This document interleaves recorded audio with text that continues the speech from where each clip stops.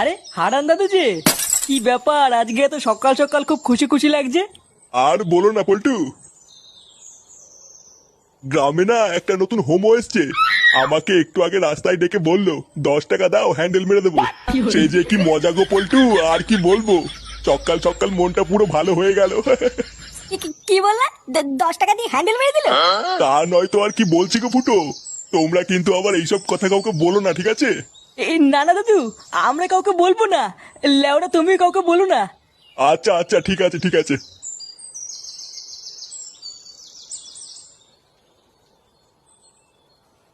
বাড়া কি বলে গেল?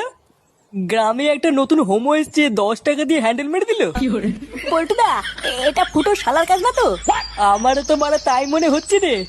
ভাগ্যিস হারান দাদু জানে না ওটা ফুটো শালা, না হলে তো গ্রামে ফুটো সম্মানী টাকনি পড়ে যেত রে।